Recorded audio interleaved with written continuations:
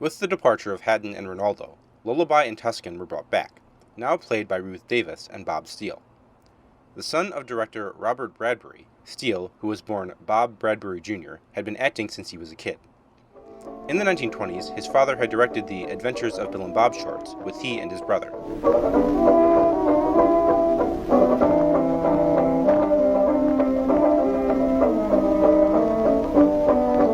By the end of the silent era, he had begun starring in action pictures for FBO. There ought to be one man in this crowd. Buffalo, how about you? Sorry, my authority ends at the city limits. Well, mine doesn't. I've been authorized by the governor to enforce the law anywhere in this state. And I'm deputizing you to go with me. Who else? All right. I'll organize my own posse. Short in stature, but more than compensating with his fiery, pugilistic demeanor, he made a name for himself in the sound era doing low-budget westerns, often directed by his father. In 1939, he got his big break by portraying the sadistic Curly in Louis Milestone's adaptation of Mice and Men. What do you think you're laughing at? Get up on your feet. No big lug's gonna laugh at me. I'll show you who's yellow. This gave him the opportunity to take on supporting roles in more prestigious A-grade pictures. Nevertheless, he continued to star in westerns, while also making time for these other roles. After Livingston left the series, Steele was joined with Tom Tyler, an actor who appeared alongside Steele in RKO's early Mosquitoes adaptation, Powder Smoke Range. Tyler, born Vincent Markowski, got his start at FBO at the end of the silent era.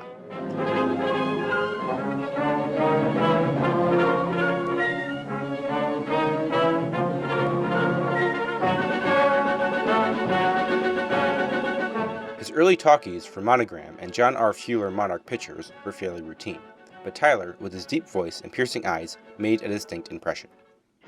Ringo Kid's in town? Yeah, driving the stage.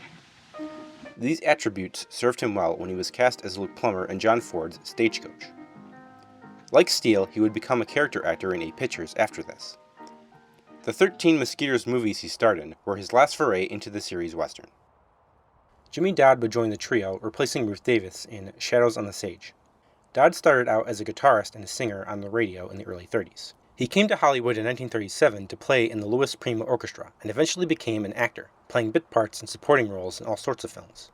The Mosquitoes gave him his first big role. During World War II, he did a tour with the USO in the Pacific, along with his wife, Ruth. Released on April 16, 1943, Santa Fe Scouts is the penultimate Mosquitoes film. In it, the trio come to the aid of John James Tim Clay, the son of Minerva Clay, the ranch owner for whom they work.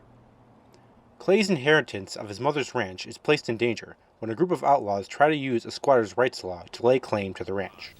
All our maneuvering in the past few years to keep you on the place goes up in smoke. But the land would have been ours in 2 weeks, but you have to get yourself run off the place. In order to prevent Tim from evicting them, these squatters frame his betrothed, Claire, for the murder of one of their own, when she shoots him for attacking her fiancé. Good-looking girl like her might get off with a light sentence, a few years maybe. I can't let her go through with it. Well, it'll mean hanging for you. He's right, Tim. I'll see how Claire is. Open up in there. Maybe there wouldn't have to be a trial if you were willing to be reasonable. How reasonable? Well, put me and the boys back out on the ranch. So you can cash in on the cattle drives? Well, why not? We ain't hanging for stealing. This film has a rather contrived plot. The villain's plan involves goading Clay, or Claire as it turns out, into using a gun with blanks to shoot one of their men. But there is no way to guarantee that that would happen. If Tim had his own gun, or Claire had panicked instead of taking action, it wouldn't have worked. Later on, the Mosquitoes escape from the sheriff after a false arrest, only to run into the very henchman who Claire killed, quote-unquote, and for some reason they follow him and are captured again.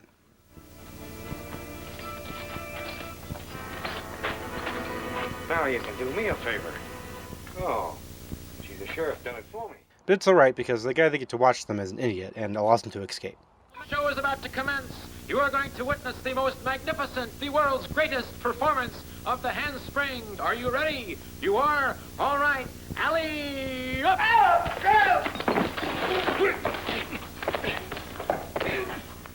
More importantly, the Mosquitoes seem rather superfluous to the central plot, which ultimately revolves around Tim.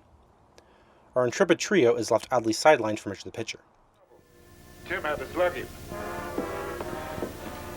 Looks like you did all right for a change, Junior. Hello, Mom. I'm sorry I wasn't there to meet you. What about that shot? Oh, he pulled a gun on me. His aim wasn't very good. Oh. They also still lack the same chemistry that made Livingston, Corrigan, and Tarun click so well together. The friendly rivalry that existed between Stoney and Tuscan in the early installments was simply never replicated. Oh, so you won't fight, huh? That's final? You bet your life that's fine. All right, you win. Guess we might as well get our horses and head back to the ranch. Of course, it's going to be tough on Thornton, but then that doesn't... Hey, what's the fight got to do with Thornton? Well, I'll tell you. I figured that if you beat Kamatsky tonight, you could save Thornton's neck by winning enough money to take care of his payroll. Well, why didn't you say so in the first place? Lights on. That's the stuff, Tucson. Look, I've got a blank contract right here. We'll make out a new one. Will Thornton permit the fight? Well, he'll have to. Well, now, what do you know about that? I must have torn up the blank contract instead of the one you signed.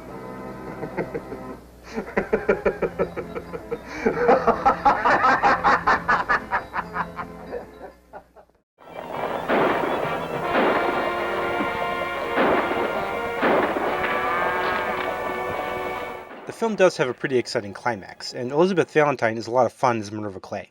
Oh, let him catch up. I need practice. Give me a gun. Ken Maynard's younger brother Kermit has a small role in this film as rancher Ben Henderson. Get away with it, Ben. It's a rotten deal. Well, I wouldn't if I didn't have to, but this is the only decent stop between here and the junction. If I drive them without water, I'll lose more than $500 worth of beef. Lois Collier, sometimes referred to as the fourth Mosquito because she had appeared in 6 of the movies prior to this, plays Claire Robbins in this film. Trigger and Bronte.